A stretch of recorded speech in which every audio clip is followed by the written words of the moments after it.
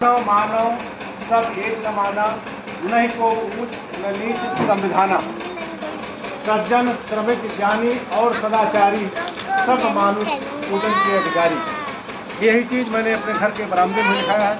आज आप देख रहे हैं कि जो भी उन्नति या प्रगति हो रही है वह संविधान की देन है, और इस उन्नति और प्रगति में जो सहायक चीजें हैं वो विज्ञान की देन है। हमारे हाथ में मोबाइल हो या चलने के लिए साइकिल, मोटरसाइकिल, कारें, हवाई जहाज तक, रेलगाड़ी, आप जो भी है, वो गति के लिए जो प्रतीक है वो सब विज्ञान की देन है। हमारे इलाज और उपचार के लिए जो चीजें काम आ रही हैं, तमाम तकनीकियों से तमाम बड़े बड़े पुल बन रहे हैं, तमाम बड़ी बड़ी सड़कें बन रही हैं, तमाम योजनाएं लॉन्च हो रही हैं, ये सब विज्ञान की देन है। मैं अपने पैतृक गांव आया हुआ हूं और ये चीज मैंने आज लिखवाई है। इसलिए लिखवाया है कि हमारे घर पर आने वाले जो भी मेहमान हैं, गांव भरी के भाई बंधु हैं, रिश्तेदार हैं, वो इन भावनाओं से परिचित हो। अगर ये लाइनें हमारे धर्म की किताबों में पहले से भी लिखी होती तो इस देश के अंदर कोई भी शूद्र नहीं होता, यानी कोई आज न तो पिछड़ा होता, न दलित होता, न आदिवासी होता। क्योंकि ये जो लिख दिया गया था पहले कि ब्राह्मण, क्षत्रिय, वैश्य, शूद्र के हिसाब से कर्मों की सीमाएं बांध दी गई थी, इतनी बंदिशें लगा दी गई थी, उन्नति का कोई मार्ग ही नहीं था शूद्रों के लिए। जैसे मैं कुर्मी जात से आता हूं, चंद्रशेखर पटेल नाम है।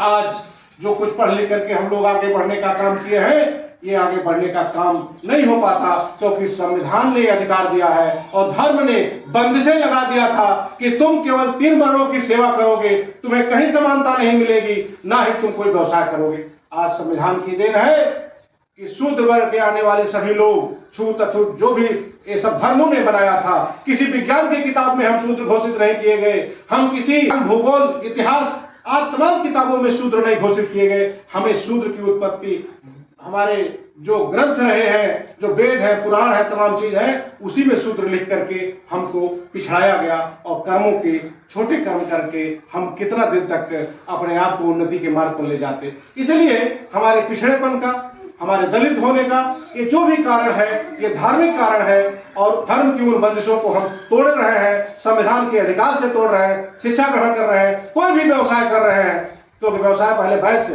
यानी बढ़िया वर्ग को था, आज कोई भी व्यवसाय करके हम आगे बढ़ रहे हैं। हम पढ़ के नौकरियों में आ रहे हैं, हम छत्री का भी काम कर रहे हैं, सेना में जा रहे हैं, सिपाही में जा रहे हैं, अधिकारी में जा रहे हैं, तमाम सीमा सुरक्षा बलों में जा रहे हैं। हम छत्री का भी काम कर रहे हैं, देश को मजबूत कर रहे हैं, देश की सेवा कर रहे हैं। हम विद्वान होकर के प्रोफेसर बन रहे हैं, हम बड़े बड़े अधिकारी बन रहे हैं, मंत्री, मिनिस्टर, विधायक, आज जो भी है हम सब बन रहे हैं। ये संविधान की देन है।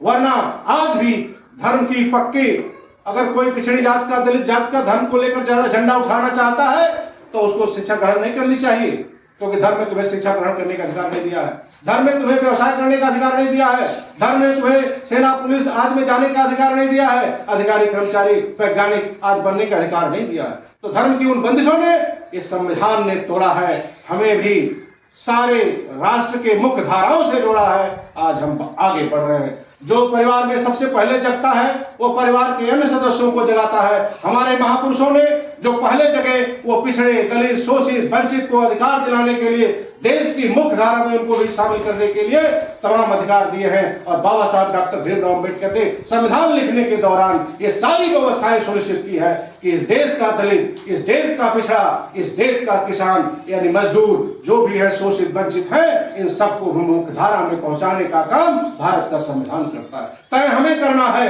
कि हम धर्म की बंदिशों में रहना चाहते हैं या खुली आजादी जो संविधान के अधिकार से मिली है उसका उपयोग करके और विज्ञान के उपलब्धियों का उपयोग करके हम जीवन में उन्नति के मार्ग पर चले, अपना खुद समृद्ध हो, राष्ट्र को मजबूत करें, समाज को आईना दिखाएं, मार्गदर्शन करें। इन्हीं शब्दों के साथ जय विज्ञान, जय संविधान, जय भीम, जय भारत।